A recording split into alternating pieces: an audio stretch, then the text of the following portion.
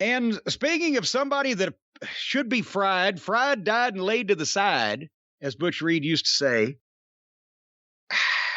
I hate to say this because I liked him when he started, but Dan Lambert has run out of gas. Bad.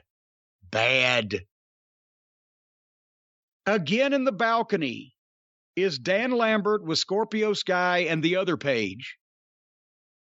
And suddenly they begin talking to interrupt an announcer on camera. So somebody with the production has given them a microphone and the spotlight shines on them. So the whole idea of them being in the balcony, there's some kind of outsiders interrupting the show. No, it's like fucking, who are the Muppets in the balcony?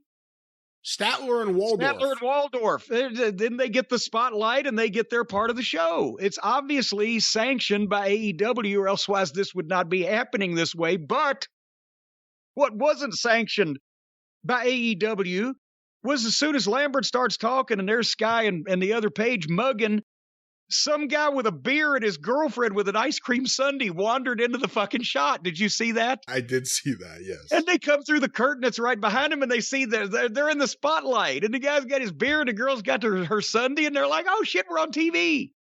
And then one of the security guys you can see kind of go, hey, get the fuck out of here.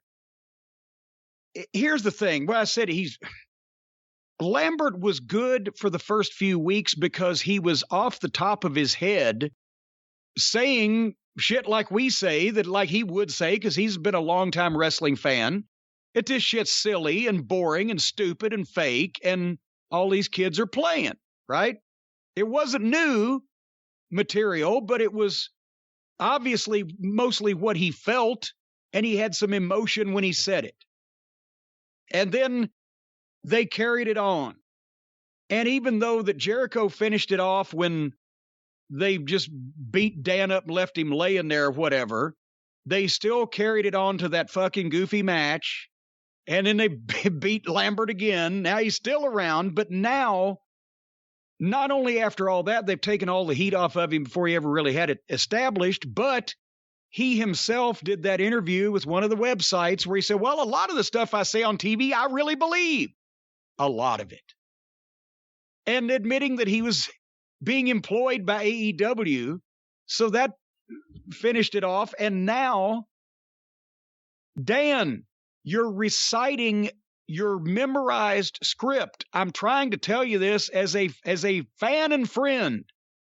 It sounds as phony as a football bat. You're reciting verbiage. You have less feeling in it now than the day that you started, when you should have been an inexperienced fledgling. It's not good anymore. He got heat at the start because he told the truth that a lot of those fans didn't want to hear and sounded like he meant it. But after several weeks and getting beat up and revealing he's playing a character, and now it sounds like he's reciting a script, it's not good anymore. And now they're trying to put him in the position, which they actually had him say, of trying to be the one to get Cody cheered, which apparently nobody, including Genghis Khan and Attila the Hun, can accomplish these days. Did I give an accurate depiction of the Dan Lambert segment here? I think so. I mean, I thought it sucked, but I thought almost every segment he's been in has been awful. The plot holes, like why is he in the box? Why is the spotlight on him? Why does he have a microphone? Why are they allowing him to broadcast this on TV and to the house? That's always been questionable, why any of this is happening. He's with Scorpio Sky and Ethan Page. I know why you don't like Ethan Page. I actually think Ethan Page has a look, and he's got talent. Scorpio Sky is he's just bland. I'm sorry, and I know he's trying to ham it up there. And AEW, I was thinking about it the other day, because there's so many guys that we think, why are these people still there? And there have been some guys that thankfully got off TV relatively quickly. We haven't seen the Good Brothers in a while.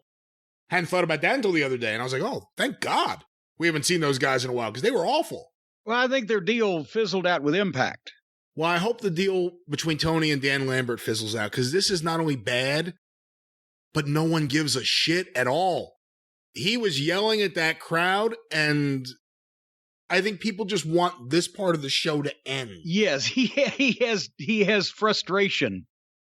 He doesn't have heat, he has frustration. Yes, right. People are frustrated. It's like, can we just be done? But now go back and look at the first couple of weeks, and people were throwing shit at him, and people were screaming so loud, shut the fuck up, that you couldn't hear what he was saying because it was new, and they kind of bought it at the start, and they could have done something with it. And instead of putting him with, again, Sky and the other Page, he's got access to some of the biggest names in mixed martial arts.